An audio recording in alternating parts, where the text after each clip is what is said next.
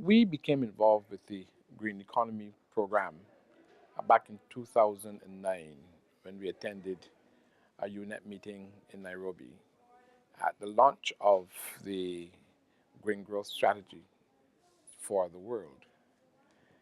And at the time when we became involved, we were listening to the global conversation as to what was intended to be conveyed by the theme of the green economy.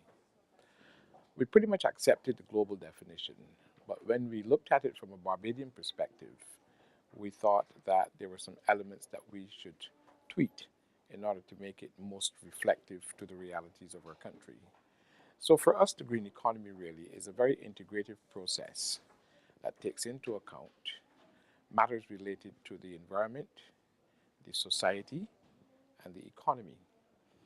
As a result of that understanding, Barbados has established a contract with our citizens that proposes the course of development to be built on four pillars: the economically viable, socially balanced, environmentally sound, and good governance. And that fits right within the scope of the green economy. Or I should say, the green economy fits within the scope of that developmental paradigm. So for us, it is an inclusive process that looks at consumption, production, waste management, the reduction of poverty by virtue of our programs, becoming more efficient in the use of our natural resources, seeking to recover biodiversity loss and ecosystems damage to ensure the viability and sustainability of our state. Some of the projects we've implemented so far would be, first of all, the most critical project, which was the Green Economy Scoping Study, which was a partnership with the United Nations Environment Program, the University of the West Indies, Cayfield campus, which is our academic institution on the island, and of course the government of Barbados. We created a very partnership-driven collaborative process to look at the state of the green economy in Barbados and to look at some specific sectors which are the drivers of our economy. That would include tourism, housing, transport, fisheries, and the like. And we started that program in 2010.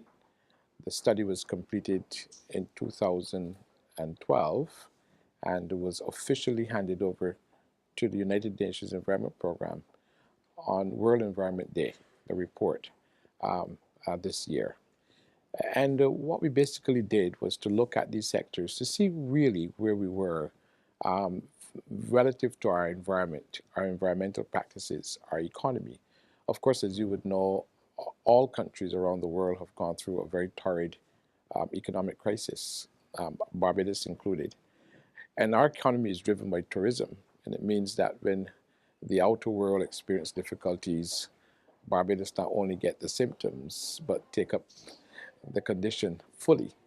And we have been working to ensure that coming out of this crisis, that we restructure our economy, not only against the ravages of external forces, but within the context of the emergence of the green economy. And I think it really provided us with a wonderful opportunity to implement some of the strategies of the green economy into the restructuring of our economy. And therefore, where we are now in Barbados is that we are moving towards becoming a more resource efficient country. We've implemented standards of renewable energy because of a high import oil bill, which is about $800 million a year. We've also looked at agriculture. We're greening the agricultural sector to create a more productive agricultural sector, but more importantly, to manage down some of the pollutants that can be produced in the sector. We also are looking at a green energy program, which is about over $1 billion in investment into waste management. We're building one of the most modern waste management facilities in the world, and it is about a 340 million US dollar investment program, which is the government has agreed to. We're looking also at treating wastewater as part of the program. We're looking at harvesting landfill gas to create another energy option. And ultimately, what we're doing is managing out of existence all open landfills because they produce high levels of greenhouse gases. And this is all part of our green economy effort in the program.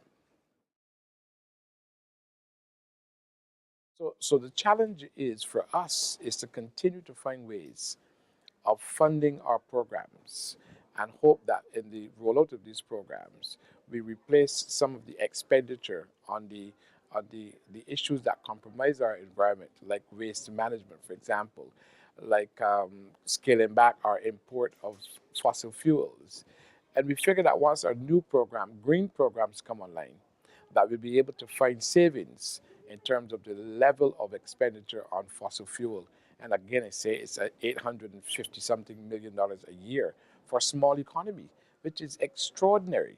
And therefore, we find that we can recover some of this funding by scaling up the pace at which we move on the implementation of new programs that are green programs, and thus having surplus in order to be able to spend it in different areas.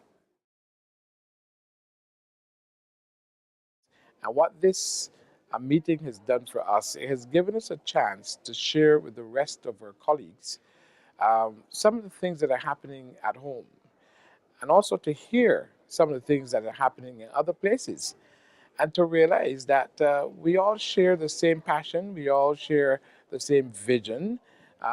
In some cases, we all share the same struggles, um, but this is part of where the world is going, and we are on the wagon, and we're moving in that direction, and that there's no turning back because the survival of our people depend upon our effort now. And I think this meeting really has inspired us to continue to do what we're doing, and to continue to be in a position to share some of our successes and best practices, as well as some of our struggles in the process. I think what has inspired me the most about this meeting is that it really is a bare bones, hard, honestly, great kind of conversation that is happening here. And the level of enthusiasm from the different countries participating is really encouraging to see happening.